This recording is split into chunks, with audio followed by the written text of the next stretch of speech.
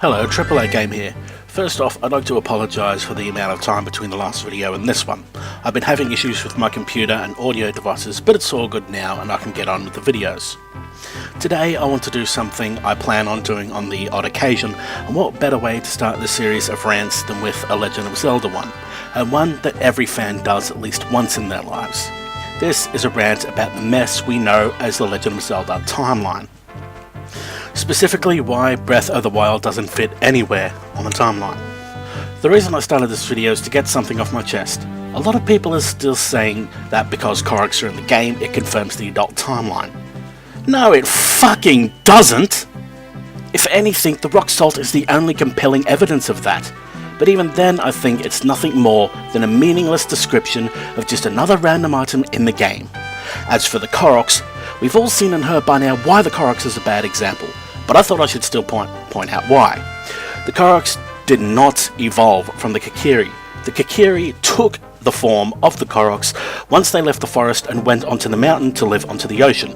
That is fact. I'm pretty sure I read somewhere as well, maybe Hyrule Historia, that the Kokiri took a human form in Ocarina of Time for Link, since he was a human left in their forest, so he wouldn't feel alone, or something to that effect.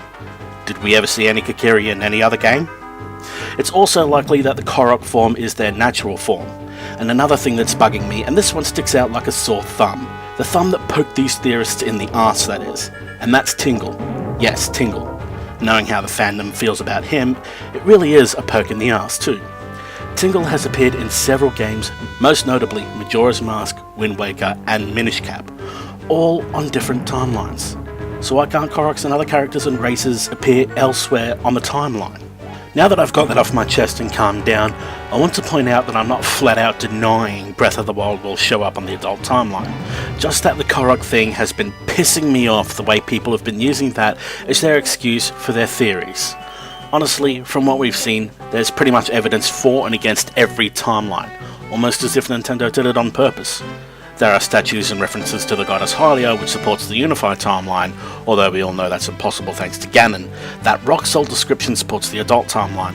Wolf Link and other small details such as how big the world is and where the decayed Temple of Time is compared to the castle supports the child timeline, and the fact that the old man says it himself, the downfall of Hyrule, and other things like the flower arrangement around the Master Sword support the downfall timeline. So where does Breath of the Wild take place, damn it? Well, I have theorised it's the first game on the Downfall timeline, but I've actually got a bone to pick with this timeline I didn't realise at first. The first is the fact that my theory regarding Link can be disproved through the fact that Link and Ganon happened exactly 100 years ago, something I glanced over the first time around. The second thing, well, the Downfall timeline is such a mess. It has the most games on it, and every game on it except for the recent Link Between Worlds and Triforce Heroes all came before Ocarina of Time. Because of this and the limited technology at the time, they all have small maps and look more decrepit than other timelines, leading most of the lore to reflect that as the Downfall timeline. Also because Ganon has been revived more times in the Downfall timeline than any other. Because of the small maps and decayed look over the lush greens of Breath of the Wild, it's hard to say it takes place on this timeline. Well, this is part of the reason why I say Breath of the Wild is the first game on this timeline, before Hyrule shrunk and decayed. Then there's the child timeline. This, well, I'm fine if Breath of the Wild ends up on this timeline. Twilight Princess is a later made game with a larger world, one that can be seen as resembling the large world of Breath of the Wild, and that both have this peaceful feeling surrounding them before Ganon. As Ganon has only been revived twice when compared to the 3, nearly 4 times he was revived on the Downfall timeline. And with Wolf Link in Breath of the Wild it makes sense. But again, the references to the goddess Hylia, the Sheikah tribe, it all screams before Ocarina of Time. And that leads me to believe the timeline is bullshit. Nintendo just plant the seeds and let them lay wherever they feel is most appropriate at this stage. With all that ranting, having put the foot down on each timeline has led me to a new timeline placement theory. With Breath of the Wild being difficult to place on the current timelines, one of the now popular theories is another timeline split. Well, I don't deny it. My new theory is another timeline split itself. What I deny is where everyone claims the timeline split happens. On the adult timeline. I feel like tearing my hair out when I hear that. Not the adult timeline. No!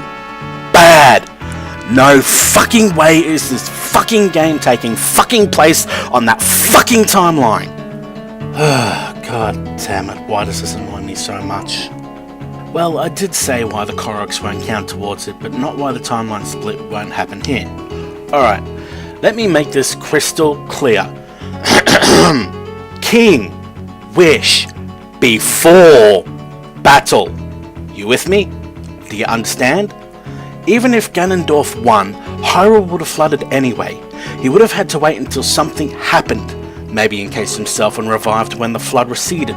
So I'm not saying it's impossible, just saying Ganondorf winning would definitely, absolutely, so incredibly, truly make the possibility of Ganondorf getting his wish fucking wrong. Nintendo would have to fuck with the continuity of Wind Waker's cutscenes and all that, and I just can't see them doing that. End of story. I also want to touch on another now popular theory. As we all know, with evidence supporting each timeline, people have begun to theorise a convergence. Look, I can't be fucked dealing with this shit. Just go look up HMK's breakdown of why this shit won't fly. And no, he didn't ask me, pay me, or anything like that. I just literally cannot be fucked going into that much detail. Shutting down the adult timeline is enough of a hassle for me as it is. And I know people won't buy my explanation of it. So if someone else wants to give it a try, feel free. But don't even attempt to tell me why, for a second, that the split will happen on the adult timeline, or that the timelines will converge. I highly, really, massively doubt Nintendo would go to so much trouble just to make the Ganondorf wish split or convergence a possibility. In the end, Breath of the Wild is a contradictory mess that can't be anywhere on the so-called timeline. Hell, I've even seen some people claim Nintendo's timeline is wrong. Well, whether they're right or not, the timeline is complete bullshit anyway. We have the goddess Hylia and the Sheikah, it's before Ocarina of Time. True, but it has freaking Ganon in it. It's after Ocarina of Time. Fuck's sake, Nintendo, do you just create a Zelda game with whatever lore you choose and then decide where on the timeline it sits nicely? Honestly, if Breath of the Wild is on the child timeline, I am definitely in the camp of Nintendo is bullshitting us, because the child timeline is the least controversial one. Anyway, going back to my new timeline placement theory, I want to point something interesting out. Has anyone ever noticed Nintendo gave us the official timeline right before releasing Skyward Sword? Which is another origin story, much like Ocarina of Time was. Well, I was thinking, and I thought of this when I first beat Skyward Sword, that maybe the results of messing with time again does create more timelines. We haven't really had a chance to think of this possibility because in the last 5 years since the timeline's reveal, we've only had direct sequels, spin-offs and remakes. No new game to theorise about the timeline placement until now. Surprising, isn't it? Considering that Breath of the Wild has been in development since Skyward Sword was finished especially. So, here's a thought.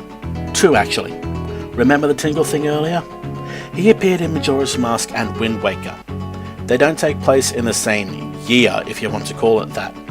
One's right after the events of Ocarina of Time, the other is probably 1,000 years or more after Ocarina of Time. But both are the first games in their respective timelines. And that makes me think, what if characters exist and events happen regardless of the timeline? I mean, Ganondorf was revived twice in each of these timelines, the adult and child. It's a fair assessment. So what if Skyward Sword made another timeline, and Breath of the Wild is this new timeline's equivalent to Ocarina of Time? If characters exist regardless of the timeline split, it wouldn't rule out the possibility of Ganondorf showing up and trying to claim Hyrule again. The other thought is this. The princess is always named Zelda. Zelda's guardian is always named Impa. But what about the Gerudo? Is Ganondorf the name of every Gerudo king? The one male Gerudo that's supposed to appear every 100 years according to Ocarina of Time's lore? Is this Ganon in Breath of the Wild a different Ganon?